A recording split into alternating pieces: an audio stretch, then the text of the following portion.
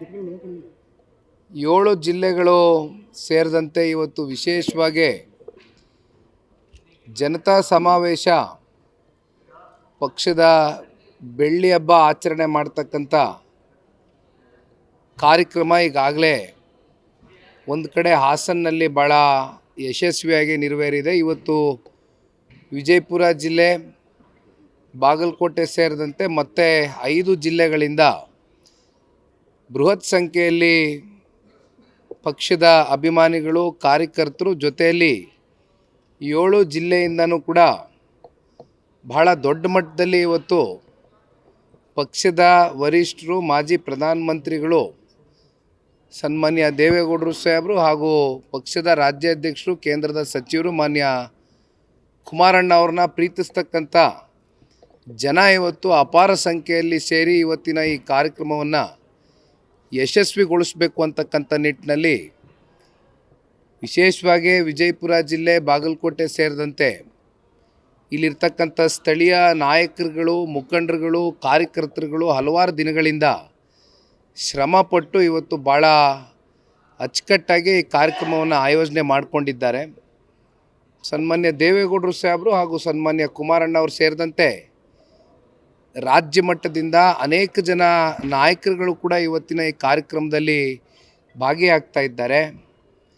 ಬಹುಶಃ ಇವತ್ತಿನ ಈ ಒಂದು ಸಮಾವೇಶ ಕಿತ್ತೂರು ಕರ್ನಾಟಕ ಭಾಗದಲ್ಲಿ ಜನತಾದಳ ಪಕ್ಷ ಭಾಳ ಸುಭದ್ರವಾಗಿದೆ, ಭಾಳ ಗಟ್ಟಿಯಾಗಿ ಜನಗಳ ಮನಸ್ಸಿನಲ್ಲಿ ನೆಲೆ ಊರಿದೆ ಅಂತಕ್ಕಂಥದ್ದಕ್ಕೆ ಬಹುಶಃ ಇವತ್ತಿನ ಈ ಸಮಾವೇಶ ಒಂದು ಐತಿಹಾಸಿಕವಾದಂಥ ಸಮಾವೇಶ ಆಗ್ತಕ್ಕಂಥದ್ರಲ್ಲಿ ಯಾವುದೇ ಸಂಶಯ ಇಲ್ಲ.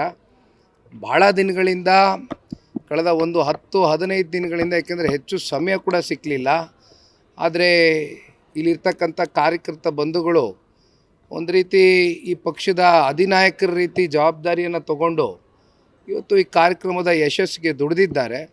ಬಹುಶಃ ಬೆಳಗ್ಗೆ ಒಂದು 11 ಗಂಟೆಯಿಂದ ಪ್ರಾರಂಭ ಆಗ್ತದೆ ಕಾರ್ಯಕ್ರಮ, ಮಧ್ಯಾಹ್ನ 2:30-3 ಗಂಟೆ ತಾಸಿಗೆ ಮುಕ್ತಾಯ ಮಾಡ್ತೇವೆ. ಒಟ್ಟಾರೆಯಾಗಿ ಜನತಾ ಸಮಾವೇಶ ಹಾಸನಿಂದ ಏನು ಪ್ರಾರಂಭ ಆಯಿತು, ಕಿತ್ತೂರು ಕರ್ನಾಟಕಕ್ಕೆ ಏನು ಬಂದು ನಿಂತಿದೆ, ಮುಂದೆ ಕಲ್ಯಾಣ ಕರ್ನಾಟಕ ಭಾಗದಲ್ಲೂ ಸಮಾವೇಶಗಳಾಗತ್ತೆ, ಮಧ್ಯ ಕರ್ನಾಟಕದಲ್ಲೂ ಸಮಾವೇಶಗಳಾಗ್ತದೆ, ಉತ್ತರ ಕನ್ನಡದಲ್ಲೂ ಸಮಾವೇಶಗಳಾಗ್ತದೆ.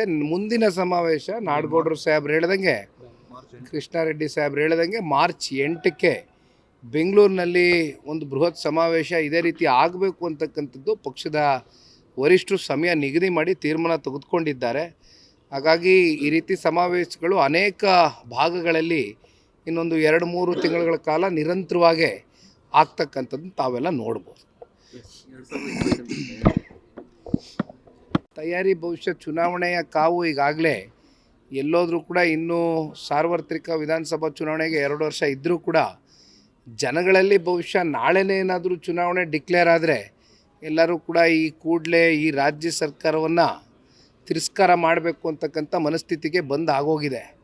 ಬಹುಶಃ ಅದಕ್ಕೆ ನಾನು ಕೂಡ ಒಬ್ಬ ಸಾಕ್ಷಿ ಇದ್ದೇನೆ. 9,000 ಕಿಲೋಮೀಟ್ರು ಮೊದಲನೇ ಹಂತದಲ್ಲಿ 54 ಕ್ಷೇತ್ರ ಏನು ಓಡಾಡ್ಕೊಂಬಂದಿದ್ದೇನೆ.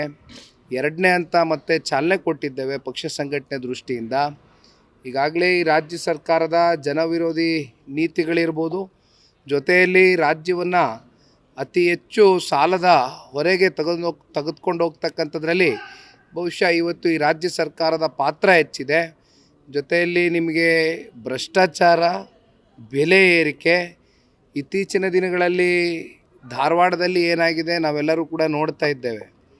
ಯುವ ಸಮುದಾಯ ಎಲ್ಲೋ ಒಂದು ಕಡೆ ಉದ್ಯೋಗದಲ್ಲಿ ವಂಚಿತರಾಗಿ ಇವತ್ತು ಸರ್ಕಾರಿ ಏನೊಂದು ಕೆಲಸಗಳು ಭರ್ತಿಯಾಗಬೇಕಾಗಿತ್ತು, 2,85,000 ಸರ್ಕಾರಿ ಹುದ್ದೆಗಳು ಭರ್ತಿ ಆಗದೇ ಇರತಕ್ಕಂಥ ಹಿನ್ನೆಲೆಯಲ್ಲಿ ಸರ್ಕಾರವೇ ಬಹುಶಃ ಹೋದ ವರ್ಷದ ಮಾನ್ಯ ಮುಖ್ಯಮಂತ್ರಿಗಳ ಟ್ವೀಟನ್ನು ಮೊನ್ನೆ ಕೂಡ ಭಾಳ ಕಡೆ ಹರಿದಾಡ್ತು. ಮಾನ್ಯ ಮುಖ್ಯಮಂತ್ರಿಗಳು 2,85,000 ಜನ ಇವತ್ತು ಉದ್ಯೋಗವನ್ನು ಸೃಷ್ಟಿ ಮಾಡ್ತೇವೆ, ಯುವಕರಿಗೆ ಅವಕಾಶ ಮಾಡ್ತೇವೆ ಅಂತಕ್ಕಂಥದ್ದನ್ನ ಸರ್ಕಾರಿ ಹುದ್ದೆಗಳಲ್ಲೇನು ಅವಕಾಶ ಮಾಡ್ತೀವಿ ಅಂತ ಹೇಳಿದರು. ಆದರೆ ಕೊಟ್ಟ ಮಾತನ್ನು ಯಾವುದರಲ್ಲೂ ಕೂಡ ಉಳಿಸ್ಕೊಳ್ಳದೆ ಹೋಗಿರ್ತಕ್ಕಂಥ ಈ ಸರ್ಕಾರವನ್ನು ಸಂಪೂರ್ಣವಾಗಿ ತಿರಸ್ಕಾರ ಮಾಡಬೇಕು ಅಂತಕ್ಕಂಥ ಒಂದು ಮನಸ್ಥಿತಿಯಲ್ಲಿ ಕನ್ನಡಿಗರು ಬಂದಂತಿದೆ. ಬಹುಶಃ ಈ ವರ್ಷ ನಾವೆಲ್ಲರೂ ಕೂಡ ಸ್ಥಳೀಯ ಚುನಾವಣೆಗಳನ್ನ ಎದುರು ನೋಡ್ತಾ ಇದ್ದೇವೆ. ZP ಗ್ರಾಮ ಪಂಚಾಯತಿ ಸೇರಿದಂತೆ ನಗರಸಭೆ ಪುರಸಭೆ ಯಾವುದೇ ಚುನಾವಣೆಗಳಲ್ಲೂ ಕೂಡ ಪಕ್ಷದ ಕಾರ್ಯಕರ್ತರು MP MLA ಚುನಾವಣೆಗಳಿಗೆ ನಮಗೆ ಭಾಳ ಗಟ್ಟಿ ನಿಲುವಿಂದ ದುಡಿದಿದ್ದಾರೆ. ಅಂಥವ್ರನ್ನ ಗುರುತಿಸಿ ಏನಾದರೂ ಸರ್ಕಾರ ಗೊತ್ತಿಲ್ಲ, ಯಾಕೆಂದರೆ GBA ಚುನಾವಣೆ ನಡೀತಕ್ಕಂಥದ್ದಕ್ಕೂ ಸರ್ಕಾರ ಅದನ್ನು ನಡೆಸ್ತಕ್ಕಂಥದ್ದಕ್ಕೆ ಯಾವುದೇ ರೀತಿ ಮನಸ್ಸು ಮಾಡಿರಲಿಲ್ಲ. ಸುಪ್ರೀಂ ಕೋರ್ಟ್ ಕದ ತಟ್ಟದ ಮೇಲೆ ಅಲ್ಲಿಂದ ಬಂದಂಥ ಡೈರೆಕ್ಷನ್ಸ್ಗೆ ಈಗ ಕೊನೆಗೆ ಸರ್ಕಾರ ಬೆಂಗಳೂರು ನಗರದಲ್ಲಿ ಪಾಲಿಕೆ ಚುನಾವಣೆಗಳನ್ನ ಮಾಡಲೇಬೇಕಾದಂಥ ಪರಿಸ್ಥಿತಿಗೆ ಬಹುಶಃ ಜೂನ್ ತಿಂಗಳಲ್ಲಿ ಕಂಡಕ್ಟ್ ಆಗುತ್ತೆ. ZP ಚುನಾವಣೆಗಳಲ್ಲೂ ಕೂಡ ಇನ್ನೂ ರಾಜ್ಯ ಸರ್ಕಾರ ಏನು ಮನಸ್ಸು ಮಾಡಿದೆ ಅಂತ ನಮಗೆ ಗೊತ್ತಿಲ್ಲ. ಅದು ಮತ್ತೆ ಕೋರ್ಟ್ಗೆ ಹೋಗಿ ಕೋರ್ಟ್ ಕಡೆಯಿಂದ ಡೈರೆಕ್ಷನ್ಸ್ ಬಂದು ಕೋರ್ಟ್ ಚೀಮಾರಿ ಹಾಕಿ ನೀವು ಚುನಾವಣೆ ಕಂಡಕ್ಟ್ ಮಾಡಲೇಬೇಕು ಅಂದಮೇಲೆ ಬಹುಶಃ ಅದು ಕೂಡ ನಾವು ಎದುರು ನೋಡ್ಬೋದು ಅಂತಕ್ಕಂಥ ದೃಷ್ಟಿಯಿಂದ ಪಕ್ಷ ಸಂಘಟನೆ ಮಾಡ್ತಾ ಇದ್ದೇವೆ.